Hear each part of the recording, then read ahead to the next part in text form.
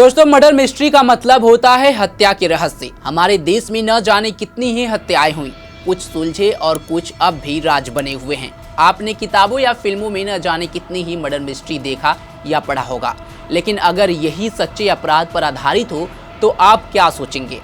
हत्या की ऐसी कई पहेली आज भी कहीं मिट्टी में दफन होकर रह गई हैं। कुछ ऐसा ही सीना बोरा मर्डर मिस्ट्री के दौरान हुआ था।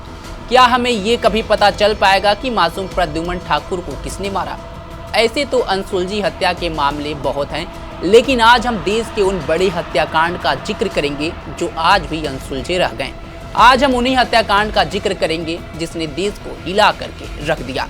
नमस्कार, मैं हूं आपका दोस्त, आपका होस्ट सत्येंद्र शर्मा। एक बार फिर आपके सामने क्राइम दुनिया की ऐसी स्टोरी लेकर आया हूं जिसे सुनकर आपके पैर के नीचे की जमीन खिसक सी जाएगी। ये स्टोरी है भारत के 6 हत्याकांड की, जो आज भी अनसुलझा है।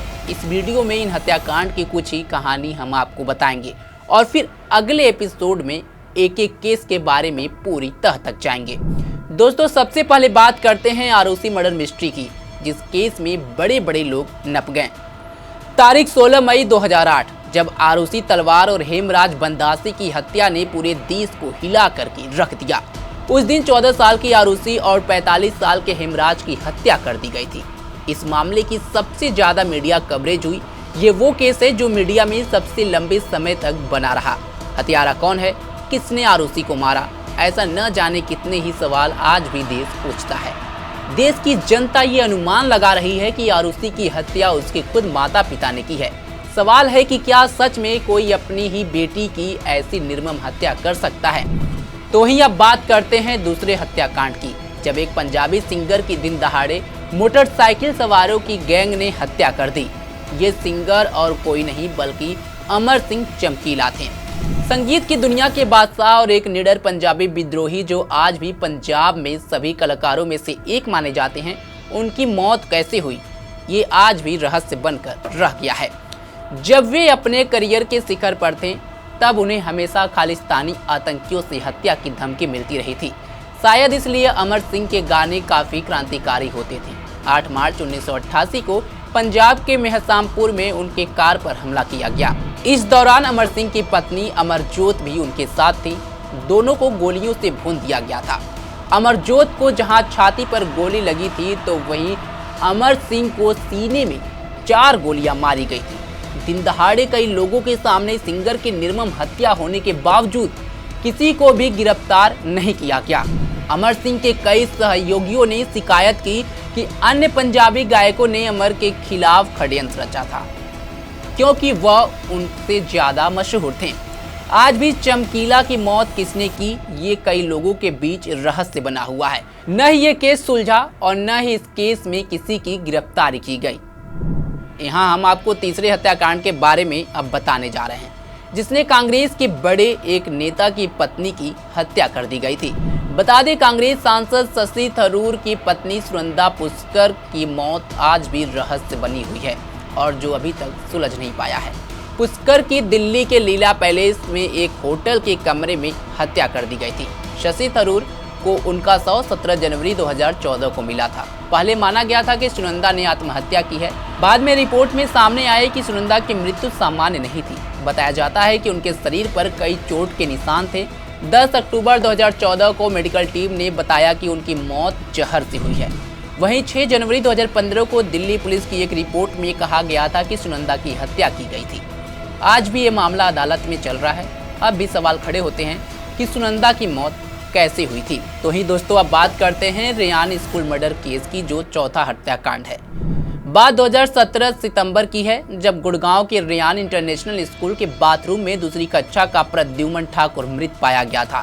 पहले कहा गया कि बच्चे के साथ यौन उत्पीड़न हुआ था, जिसके कारण उसकी मौत हो गई। इस मामले में एक बस कंडक्टर को गिरफ्तार किया गया था, लेकिन कुछ दिनों बाद एक रिपोर्ट सामने आई जिसमें दावा किया गया कि 11वीं कक्षा के एक छात्र ने परीक्षा टालने के लिए उसकी हत्या कर दी गई थी। लेकिन सवाल तो ये है कि जब हत्या 11वीं कक्षा के छात्र ने की थी, तो बस कंडक्टर की इस मामले में गिरफ्तारी क्यों की गई? वहीं जेसिका लाल हत्याकांड 5वां हत्याकांड है, जिसने पूरे देश में तहलका मचा दिया था। 90 के दशक का सबसे हिला देने वाला मामला 1999 में अधिकांश अखबारों की सुर्खियों में थी जेसिका को किसी ने नहीं मारा। वारदात के समय मौजूद किसी भी चश्मदीद ने पुलिस को सही बयान नहीं दिया कि आखिर जेसिका को गोली किसने मारी थी। बता दें कि 29 अप्रैल 1999 की रात दिल्ली के टैमरिंड कोर्ट रेस्टोरेंट में गोली मारकर हत्या कर दी गई थी। वजह केवल इतनी थी कि जेसिका ने शराब परोसने से मना कर दिया था और उसका हत्यारा और कोई नहीं बल्कि मनु शर्मा था। बता दें कि तिहाड़ जेल में करीब 17 वर्ष से बंद मनु शर्मा को वर्ष 2020 को रिहा कर दिया गया था। अब बात करते हैं आखिरी और छठे अनसुलझे केस शरद हत्याकांड की। बेंगलोर में एक आयकर अधिकारी के 19 वर्षीय बेटे की हत्या कर दी गई थी। उसका शव शहर के बाहरी इलाके में रामोहल्ली झील के पास मिला था। अपहरणकर्ताओं ने उसका गला दबाकर हत्या कर दी थी, लेकिन कहानी में असली मोड़ तब आया जब पुलिस को पता चला कि अपहरणकर्ता उसके दोस्त ही थे। पीड़िता का करीबी दोस्त विशाल हत्या और अपहरण का मास्टरमाइंड था। 19 वर्षीय शरद इंजीनियर का छात्र था और उसके दोस्तों ने उसे मार डालने की प्लानिंग बनाई थी क्योंकि वे कर्ज चुकाना चाहते थे। दोस्तों, तो ये थी वो 6 हत्याकांड जो आज भी अनसुलझे हैं, जिसको आज तक पुलिस सुलझा नहीं सकी और कहीं न कहीं थानों में फाइलें दब सी गई। दोस्तों, मैं जो आपको 6 हत्याकांड की कहानी बताई है, इसकी पूरी कहानी आने वाले सप्ताह में एक एक करके आपको बताएंगे कि किस तरह से इन हत्याकांड को अंजाम दिया गया और पुलिस ने इन केसों का कैसे इन्वेस्टिगेशन किया। दोस्तों, फिर मिलेंगे अगले हफ्ते इन्हीं में से एक क्राइम स्टोरी के साथ। तब तक के लिए जुड़े रहे हमारे साथ और देखते रहें पंजाबकेसरी.com। धन्यवाद।